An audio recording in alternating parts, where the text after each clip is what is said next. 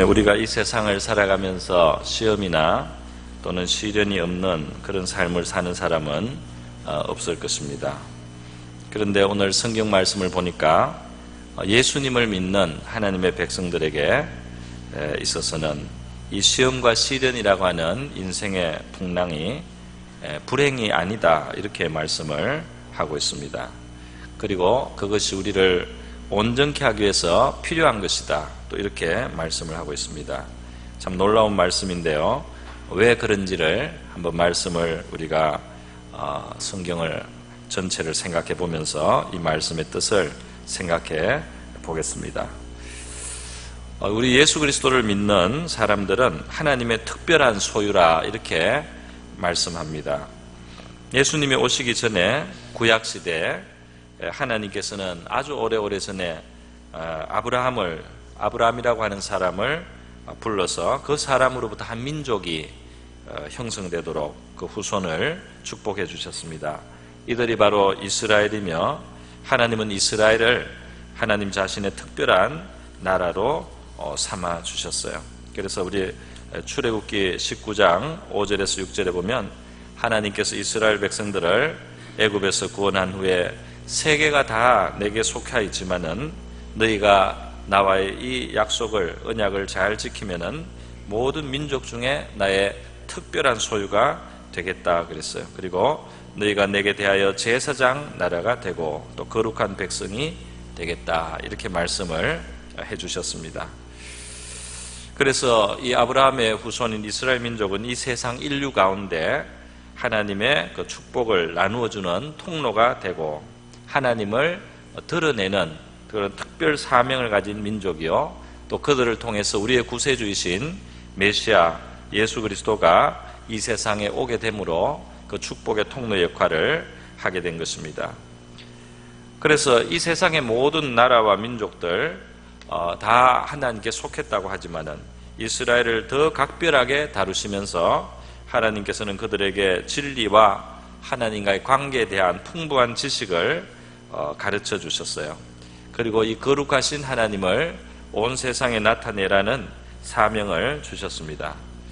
이 아브라함의 손자 야곱의 대에 이르러서 야곱은 12아들을 낳게 되었습니다. 그래서 이 12아들이 각각 하나의 큰 또 가문을 이루어서 그 가문은 너무 크기 때문에 지파라고 불렀습니다.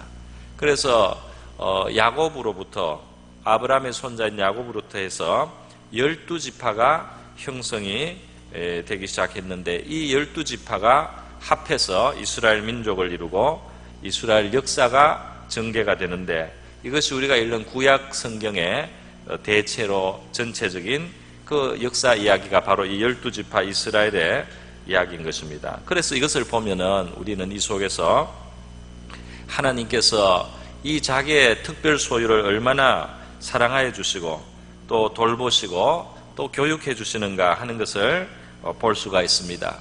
그런데 오늘 함께 읽으신 야고보서 1장 1절 말씀에 보면 이것이 성경인데 편지의 형태로 처음에 쓰였던 그런 성경입니다. 그래서 이 편지에 인사말이 있는데요, 하나님과 주 예수 그리스도의 종 야고보는 흩어져 있는 12지파에게 문안하노라, 이렇게 말씀을 하고 있어요. 이 12지파는 이스라엘의 12지파를 말하는 것입니다. 그런데 혈통상으로 아브라함과 또 그 손자 야곱, 그리고 그 야곱에서 나온 혈통상의 이스라엘 민족을 지금 말하는 12지파가 아닙니다. 이 편지는 교회를 향해서 주신 편지인 것입니다. 이 교회는 물론 이스라엘 사람도 있을 수 있죠. 그러나 모든 종류의 민족들이 초대교회 때부터 다양한 사람들이, 유대인뿐 아니라 헬라인도, 그리고 구스인, 아프리카 사람들까지, 헬라인, 여러 종류의 사람들이 다 골고루, 아라비아에서도 오고 여러 종류의 사람들이 다 섞여 있었던 것이 이 초대교회의 모습이었어요. 그래서 이 흩어져 있는 12지파라는 말은 이 세상 여러 민족 가운데 흩어져 살면서 예수 그리스도를 믿고 하나님을 아버지로 모신 바로 영적인 이스라엘 교회를 말하면서 흩어져 있는 12지파라, 이렇게 표현을 한 것입니다. 그래서 12지파라는 그 표현, 이스라엘의 그 표현을 빌려와서 우리가 이제 하나님의 특별 소유고 하나님의 특별한 관심과 사랑의 대상이다 말이죠. 바로 예수님 때문에 예수 그리스도를 우리가 모시고 예수 그리스도 안에 살아가게 되었을 때는 지위, 고하를 막론하고 인종과 민족과 모든 것을 다 막론하고 바로 12지파가 된다는 것입니다. 다른 조건에 관계가 없이 하나님의 특별 소유, 하나님의 제사장 나라가 되는 종기를 우리에게 주신다는 것입니다.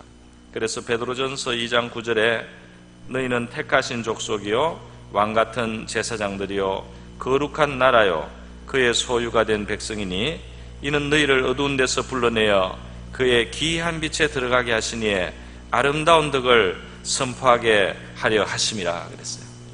우리 하나님이 특별한 그러한 소유로 우리를 여겨주신다는 것입니다. 여러분 출애굽기 28장에 보면요 이스라엘의 제사를 주관하던 그 제사장들의 복장을 하나님이 규정을 했습니다.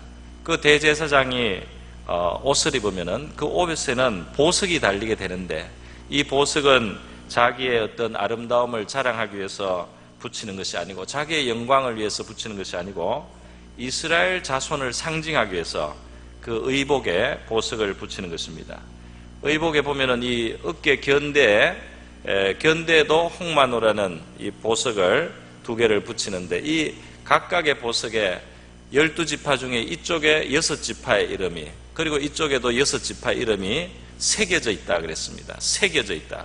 보석이 얼마나 딱딱해요. 그런데 그것을 파서 새겨서 영원히 지워지지 않는 이름으로 하나님이 보석에 그 이름들을 새겼다는 것입니다. 12지파의 이름을 말이죠.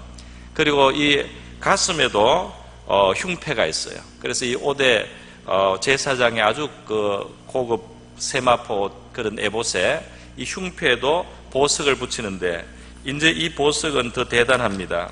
이 보석은 말이죠. 종류를 12가지를 다 다르게 하는 거예요.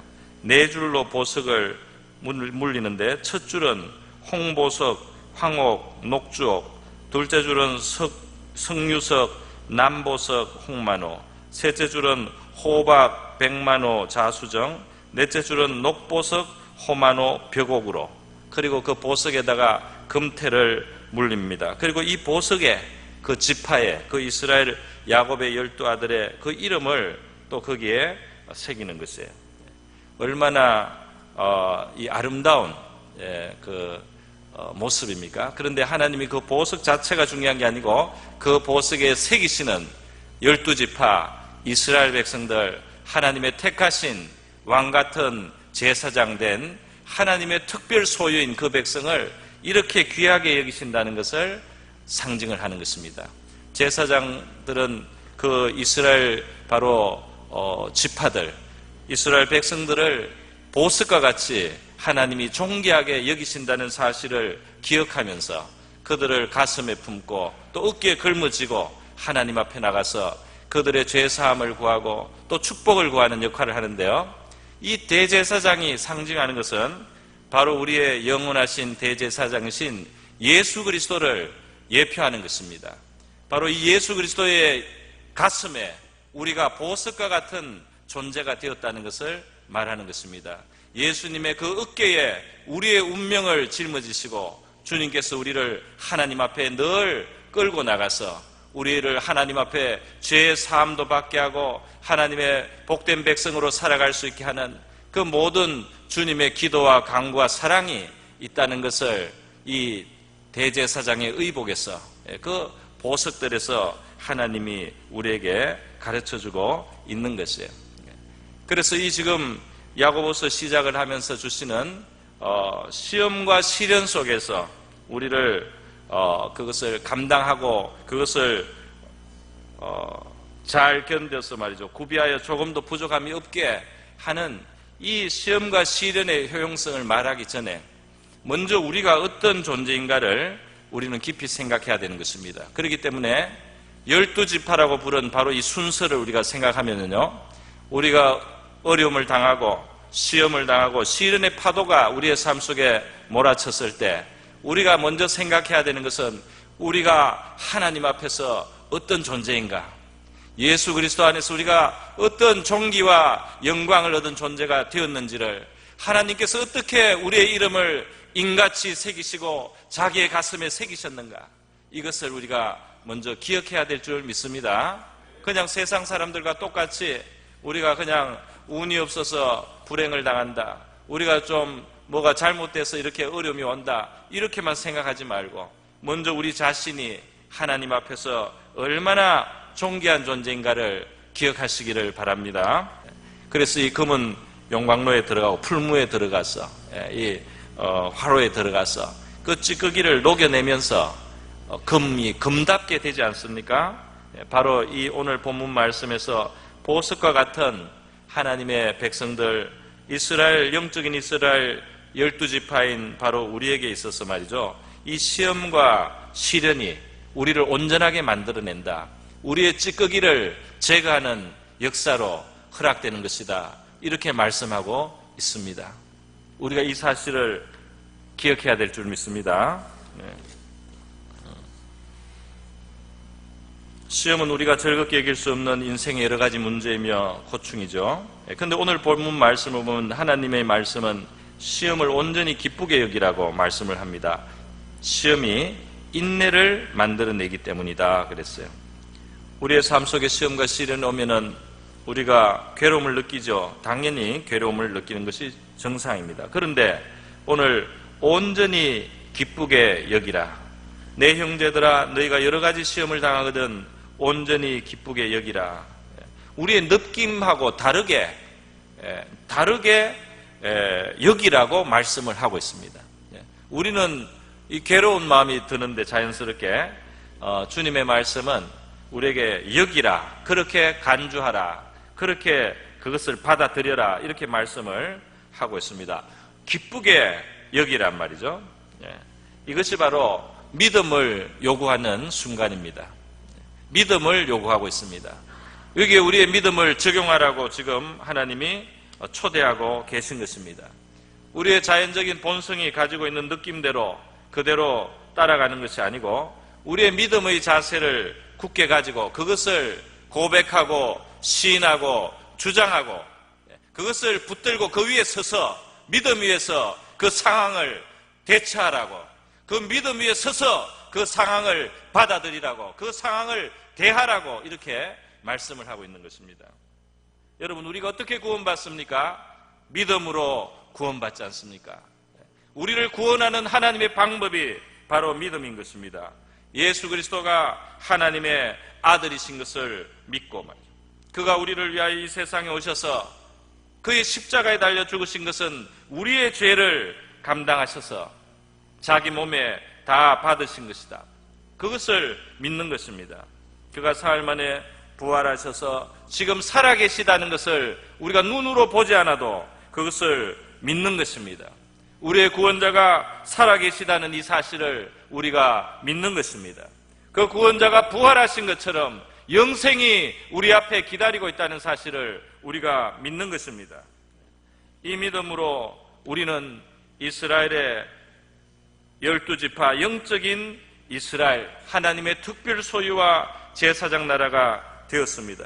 구원받는 것은 바로 믿음으로 되는 것인데 구원받은 사람은 믿음으로 구원을 받을 뿐 아니라 그 이후에 살아가는 삶도 믿음으로 살아가라고 초대를 받고 있습니다. 우리가 실행해야 되고 실천해야 될 것이 있다면 그것은 바로 믿음을 사용하는 것입니다. 그래서 여러 가지 시험을 만났을 때, 그 시련을 당할 때 온전히 기쁘게 여기라. 기쁠 리가 없지만은 기쁘게 여기라. 괴롭지만은 기쁜 것으로 여기라고, 믿음으로 그렇게 여기라고 지금 말씀을 하고 있는 것입니다. 그래서 이 찬송생활의 권능이라는 책을 쓴 미국의 군목 목사님이 있었어요. 이분이 경험한 많은 간증이 있는데 그 간증은 하나 같습니다. 어려운 일이 당할 때 하나님 앞에 그 일에도 감사를 드리는 거예요. 어려운 일이 있는데 그 일을 감사를 하고 시작을 하는 거예요. 물론 하나님이 들어주시기도 하고 그것이 해결되기도 하지만은 먼저 감사로 그 일을 대하고 하나님을 찬송할 때 놀라운 하나님의 역사를 그분이 많이 경험했다는 겁니다. 그리고 이 가르침대로 한 많은 사람들에게도 같은 감정이 생기게 된다는 것입니다. 여러분, 우리가 왜 기쁘게 여겨야 되느냐? 너희의 믿음의 시련이 인내를 만들어내는 줄을 알미라. 그 인내가 결국 배양된단 말이에요. 이 시험과 시련을 견디는 속에 우리가 인내라고 하는 것이 우리의 신앙의 인격 속에 이루어집니다. 인내라는 것은 무엇입니까? 고난이나 어려운 일을 당할 때도 먼저 믿음을 버리지 않는 것입니다. 믿음을 버리지 않아요. 하나님을 믿고 섬기는 것을 포기하지 않습니다. 하나님이 주신 자리를 지킵니다. 하나님 앞에 계속해서 자기의 의무를 묵묵히 감당합니다. 하나님의 손길이 때가 되면 나를 도우셔서 나타나실 것을 믿고 묵묵히 믿음으로 가는 것입니다. 예를 들어서 어떤 사람은 병이 들어서 이전처럼 주님을 섬길 수가 없습니다. 그러나 그 마음이 그것으로 인해서 하나님 왜 이렇습니까? 하고 원망이나 불평을 하지 않고 하나님 앞에 여전히 감사를 드리고 여전히 찬송하기를 거치지 않으면 이 사람이 지금 믿음으로 잘 인내하고 있는 것이다, 이렇게 말할 수 있겠습니다. 여러분, 우리 이러한 인내를 가질 때 말이죠, 굉장히 중요한 일이 이루어진다는 것입니다. 이거는 그냥 믿음으로 하라 하고 끝이 아니고 그럴 때 굉장히 중요한 일이 이루어진다고 지금 하나님이 말씀을 하는 겁니다. 이 세상에 즐거운 일을 많이 누리고 축복을 받기만 하고 행복하고 그냥 좋은 시절만 가질 때는 이루어지지 않던 그 무엇이, 우리가 그냥 평안할 때는 얻을 수 없는 그 무엇이 우리의 성품 속에, 우리의 영혼 속에 이루어지는데, 그것은 무엇이냐면 바로 우리를 구원하러 오신, 그리고 지금도 살아계신 하나님의 아들, 그분을 우리가 닮게 된다는 것입니다. 우리를 구원하신 바로 그분을 우리가 닮게 된다는 거예요. 그래서 데살로니가후서 3장 5절에 보면은 어떤 표현이 있느냐 하면은 그리스도의 인내라는 표현이 있습니다. 하나님의 사랑, 그리스도의 인내에 들어가게 하시기를 원한다 그랬어요. 주께서 너희 마음을 인도하셨음 하죠. 그러니까 하나님은 사랑이세요. 그런데 그리스도 하면은 이 그리스도는 바로 인내의 화신이라고 할 수 있습니다. 그리스도의 그 성품은, 그리스도라는 그 존재는, 우리 주님은 말이죠, 그 안에 인내, 물론 사랑이 많으시지만은 인내라고 할 수 있어요. 그의 성품은 인내라고 할 수 있습니다. 주님이 얼마나 많이 참으시느냐, 그것을 우리가 볼 수 있습니다. 그 사랑이 오래 견디는 것으로 나타납니다. 제자들을 향해서나, 불의한 그 상황을 향해서나, 그 고통의 시간 속에서 예수님이 인내하십니다. 그 많은 조롱을 견디십니다. 육체에 너무나 큰 고통을 당하시는데 견디십니다. 끝까지 십자가에서 내려오시지 않고 견디십니다. 그리고 거기에서 주님께서 자기를 못 박는 자들을 위해서까지 기도하셔서 그 인내가 완전히 이루어집니다. 여러분, 고려청자 같은 이런 도자기를 만들 때 말이죠, 그냥 빚어서만 만들어지는 것이 아니고 반드시 도가니에 들어가서 불에 그것이 구워져야 되는 것입니다. 이 온도가 1300도에서 1500도까지 뜨거운 불인데 그것을 한참 그 안에 있습니다. 그러면서 이 그릇들이 단단하게 되고 또 그 칠을 해서 바르면 빛이 나는, 광택이 나는 도자기로 그렇게 변해서 그 열을 받고 나서 나오는 겁니다. 이 시련과 인내를 통해서 저와 여러분의 영혼 속에 주님을 닮는 빛이 우리의 영혼 속에 생기게 될 줄로 믿습니다. 어떤 사람은 그런 비유를 합니다. 숯덩어리는 탄소가 재료이고요. 그리고 연필 그 심은 흑연인데 그것도 탄소입니다. 그리고 우리가 제일 비싸게 여기는 보석 다이아몬드, 그것도 탄소예요. 다 똑같은 기본 소재는 탄소라는 겁니다. 그런데 이 수치나 흑연을 말이죠. 3000도 뜨거운 불에 넣고, 그 다음에 이 지금 우리가 갖는 이 기압, 이거는 1기압인데요. 우리가 이 지구에서 공기에 의해서 받는 이 압력은 1기압인데 10만 기압을 3000도에서 넣으면은 이 흑연이나 숯이 10만 기압 3000도에서 다이아몬드가 됩니다. 할렐루야. 인조 다이아몬드는 그렇게 만드는 거예요. 천연 다이아몬드도 아마 비슷한 상황 속에서 만들어졌을 것이라고 봅니다. 똑같은 재료인데 그 압력을 통과하면서 그렇게 변화가 된다는 것입니다. 여러분, 왜 시련과 시험을 기쁘게 여기라고 합니까? 인내를 얻기 때문입니다. 인내가 그렇게 좋은 것인가? 지금 그렇다고 하나님이 말씀하고 있습니다. 여러분, 하나님은 만약에 우리가 더 유익한 것을 얻지 않는다면 어떤 것도 우리에게 허락하지 않으실 것입니다. 우리의 믿음과 신앙과 인격이 하나님께서는 부족함이 없게 되기를 원하십니다. 이것은 시험과 시련을 인내로 견디면서 이루어진다는 것입니다. 용광로나 풀무, 화로에서 불에 달궈지는 이 쇠, 또 쇠등이 이런 것을 보면 이 뜨거운 상태에서 변화가 일어나지 않습니까? 뜨거울 때 그 모양이 바뀝니다. 뜨거울 때 두드리면 모양이 바뀌어요. 아주 뜨거운데 녹았으면 어떤 형태로든지 그 제작자가, 그 장인이 만들고 싶은 명품으로 아주 멋있는 보금으로도 바뀔 수 있고 굉장히 유용한 어떤 도구로 바뀔 수 있는 게 이 뜨거운 데서 한참 녹아 있을 때, 그 뜨거운 데 들어가 있을 때 열을 받아 있는 그 상태에서 말이죠, 이 변화가 일어난다는 것입니다. 우리의 영혼과 우리의 신앙 인격도 말이죠, 이 시련과 시험 속에서 인내하는 동안에 참된 변화가 일어난다는 사실을 우리가 알아야 되겠습니다. 바로 주님의 형상으로 바뀔 수 있는 기회라는 것이에요. 인내를 온전히 이루기까지 우리는 부족한 점이 많은 채로 남아있고 온전하고 구비되었다고 할 수 없는 아직은 상태라고 하겠습니다. 하나님이 주시는 복을 누리게도 구비가 되지 않은 거예요. 하나님이 주시는 사명을 감당하기에도 준비가 되지 않은 것입니다. 우리가 인내를 잘 이루어갈 때 하나님께서 우리에게 복을 주셔도 감당할 수 있고 사명을 주셔도 잘 수행할 수 있는 그런 그릇으로 우리가 만들어진다는 것입니다. 우리 주님을 닮아가며 영광스러운 하나님의 자녀로 살아가는, 시련과 시험 속에서 기쁘게 여기고 믿음을 적용하고 인내를 만들어내서 말이죠, 주님을 닮아가는 저와 여러분 될 수 있기를 주님의 이름으로 축원드립니다. 우리 시간 다 같이 한번 기도하겠습니다.